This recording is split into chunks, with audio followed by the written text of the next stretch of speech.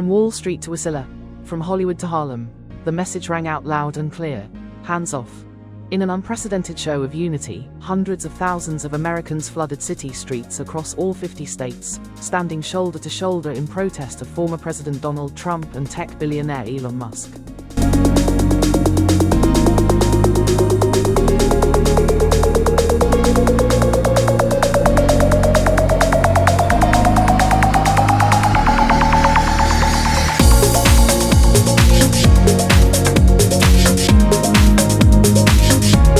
This weekend, a political earthquake rippled through the United States. Over 300,000 protesters mobilized in what organizers are calling the largest multi-city demonstration since the George Floyd protests of 2020. The message? Hands off our democracy. Hands off our rights. Hands off our future. Triggered by the re-emergence of Donald Trump on the national stage, and the unprecedented political power granted to Elon Musk. These rallies reflect a growing anxiety that America's institutions are being hijacked by wealth and authoritarian ambition.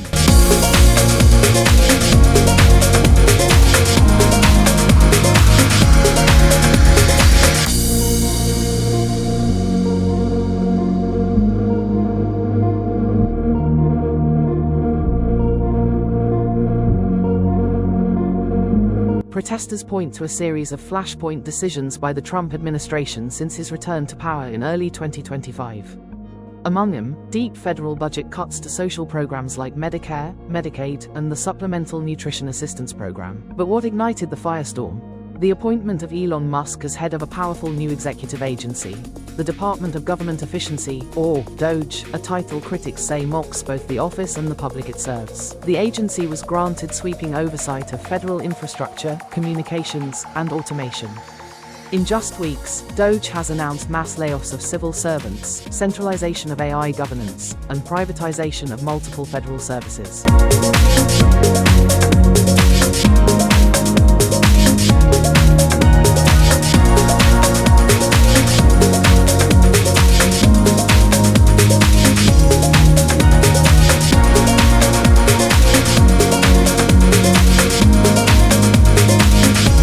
On Saturday, April 5th, organized by progressive coalitions like Indivisible, Move On, and Third Act, rallies spanned from coast to coast. Some demonstrations topped 30,000 participants. But even in rural towns, dozens gathered on courthouse steps and town squares to say enough is enough. Protester, 60s, retired nurse from Washington, D.C. said, "I've never protested a day in my life. But now, I'm scared. They're cutting my social security, and Elon Musk gets a new agency every week." What kind of democracy is that? Young protester, 20s from New York City said, "Musk runs our cars, our satellites, our information. Now he runs our government too. That's not freedom, that's techno-authoritarianism."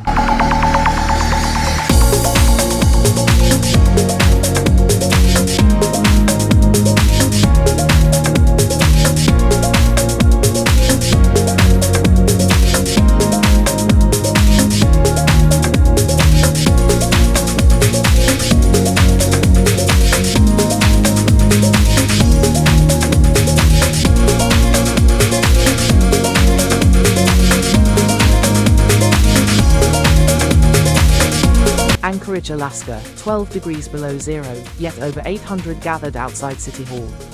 Many were federal employees recently laid off in the wave of automation and restructuring Musk has led. In Austin, Texas, activists rallied against what they called economic resegregation, citing newly passed AI job replacement bills that disproportionately affect minority communities. Community organizer from Austin said, "Musk calls it innovation. We call it displacement. It's a digital gold rush, and we're the ones getting evicted."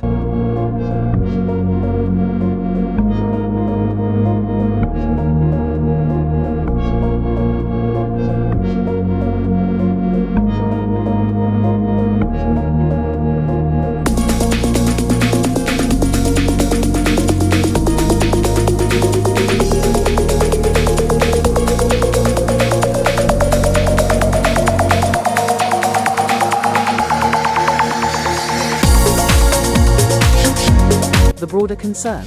That American democracy is becoming a plutocracy, where billionaires write the laws, run the departments, and use technology to entrench their power. Protesters chant, "No robots in the White House," Silicon Valley, "Stay out of DC," people over profits, with SpaceX now managing NASA's civilian launches, Tesla operating military-grade logistics fleets, and X, formerly Twitter, designated as the official federal communication channel.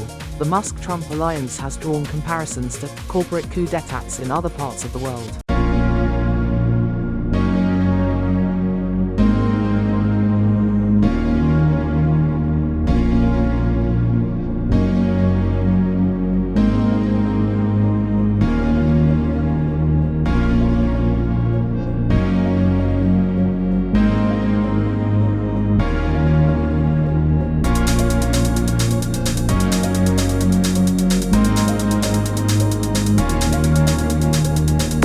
The protests have already drawn global attention.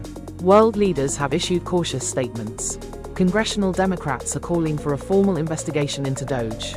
A class action lawsuit is underway. Alexandria Ocasio-Cortez speaking on Senate floor. "This isn't innovation. This is invasion. An invasion of our civic space by profiteering billionaires with political agendas." But GOP leaders are calling the protests radical theater, praising Musk for bringing efficiency and innovation to Washington.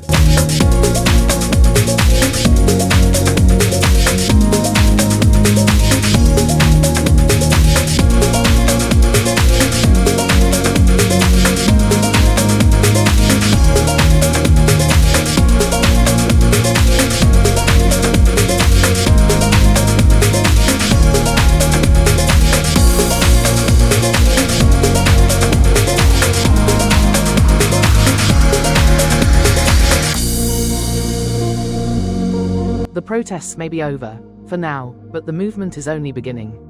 Organizers are planning a national strike for May 1st. Lawsuits are pending. Congressional hearings loom. Civil rights attorney said, "This isn't just a protest. This is a fight for the soul of the republic." Whether these rallies succeed in reversing course, or spark deeper unrest, remains to be seen. But one thing is undeniable: across the country, the people are speaking. And they're saying, hands off.